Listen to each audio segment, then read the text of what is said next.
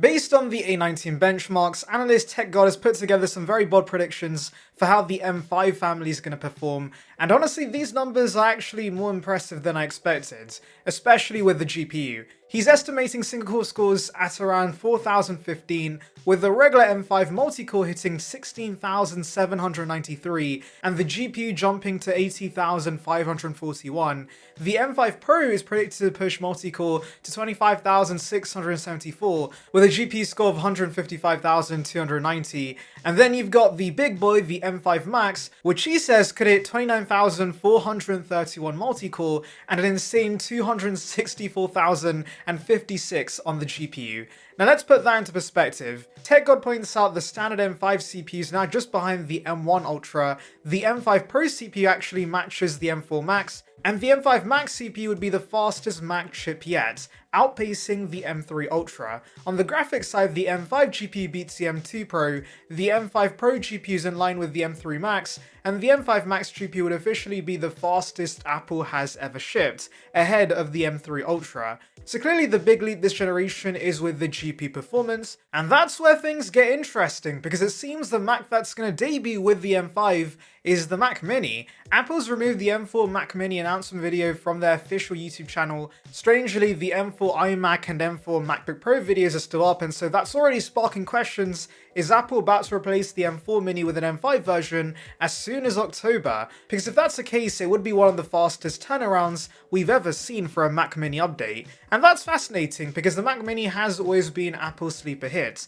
It's not as flashy like the iPhone, it doesn't carry the aspirational appeal of a MacBook Pro, and it's not as iconic as the iMac, but for years, it's quietly been one of Apple's most versatile Macs, a desktop that's affordable, customizable to your setup, and powerful enough to handle both everyday computing and heavier workloads if you spec it right. And now it looks like the next chapter is coming soon, the M5 Mac Mini. Apple insiders Marko Zivkovic recently reported that he's uncovered a device identifier for what appears to be an M5 Mac Mini. Not just that, he also found a separate identifier for a Mac Mini with the M5 Pro chipset. If true, it seems Apple's preparing two new models once again, just like they did with the M4 and M4 Pro versions. On paper, that sounds obvious. Of course the next Mac Mini is going to run on the M5 and M5 Pro chipsets.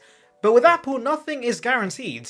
We've seen Apple completely skip chip generations before. Most recently, the Mac Mini never received the M3 or M3 Pro chips. It went straight from the M2 Pro to the redesigned M4. So the fact that we now have evidence of M5 Minis being tested is actually meaningful. It confirms Apple's keeping the Mini in step with the wider Mac lineup, and it's actually going to be the first Mac to debut with the M5. Now here's where we need to set some expectations. TechGod's predictions make it clear the GPU upgrades could genuinely be impressive this generation. That's especially exciting for creative professionals and anyone running heavy graphic workloads. But when it comes to the CPU, things will be more modest. And that's not necessarily a bad thing, especially given how much of today's creative and even AI-driven workloads lean on the GPU. But ultimately, as great as it is that upgrading the GPU, the M4 wasn't slow to begin with. Far from it, it's already powerful enough for most users, whether you're browsing, coding, editing, and doing general creative work, which means that while the M5's GPU numbers look amazing, the M4 models are about to get considerably cheaper, and that's where the real value lies. But before we get into that, if you're enjoying this kind of breakdown of upcoming Apple products, make sure you hit that subscribe button. I've got plenty more coming on the M5 Max, the iPhone 17 series, and more. And subscribing means you won't miss any of this. We're trying to hit 20,000 subscribers right now, so every sub counts. And by the way, there's a new hype button on YouTube, so I'd appreciate if you press that as well. It helps the video out. Anyway, now let's talk honestly. The M5 Mac Mini will be faster than the M4, no doubt about that. The new model is faster than the old one. Wow. And plus, if TechGod's numbers are even close, the GPU improvements could be a massive deal for professionals who need the extra horsepower. But for most people, a 15 to 25% CPU boost plus big GPU numbers won't completely change how you use your computer day to day. If you bought an M4 Mac Mini last year, or if you're still on the M2 Pro version, you probably don't need to rush out and upgrade to the M5 the moment it arrives. The gains will be nice to have, but the smarter move for a lot of consumers is to take advantage of price drops happening right now on the M4. Already we're seeing discounts pop up in the US for the M4 Mac Mini, even though it was only released in October 2024. The base model launched at $599 with 16 gigs of RAM and 256 gigs of storage, which is already an aggressive price for Apple. We've seen it drop to $499 in recent weeks, and now with the M5 on the horizon, those prices are slipping even further.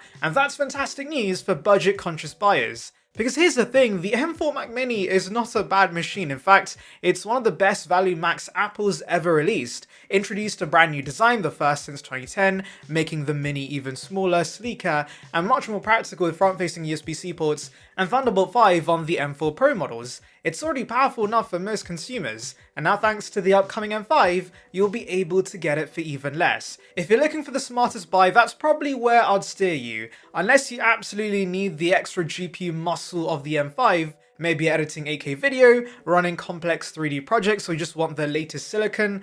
I'd say go with the M4 once prices drop further. You'll be getting 90% of the same experience for a lot less money.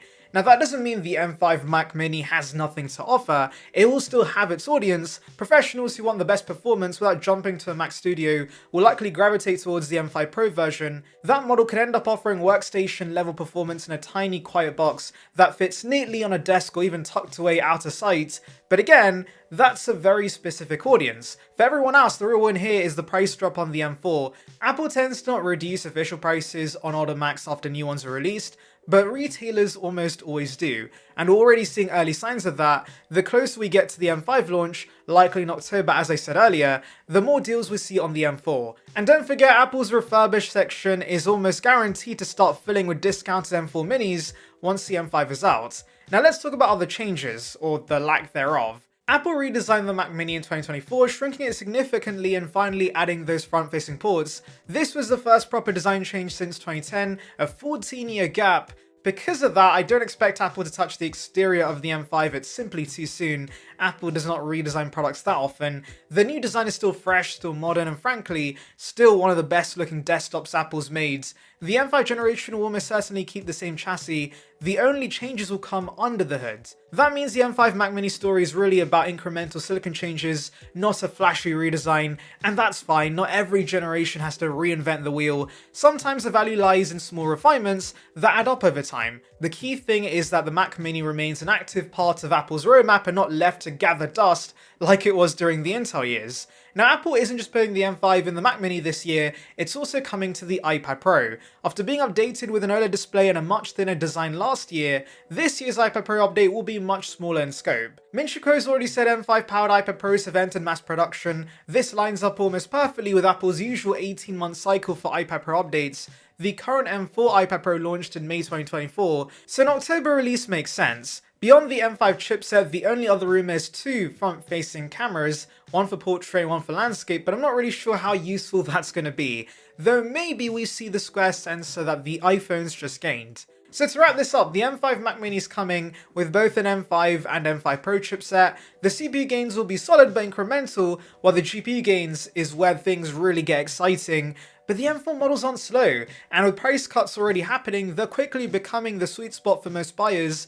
My advice? Go M5 only if you absolutely need the additional performance, otherwise the M4 is still the Mac Mini to beat. If you made this far, thanks for watching, let me know in the comments. Would you pay extra for the M5's GPU gains, or would you rather save big on the M4 while it's still around? And if you enjoyed this breakdown, don't forget to subscribe for more coverage of Apple's M5 Max, the recently announced iPhone 17, and everything else Apple's planned for the next year.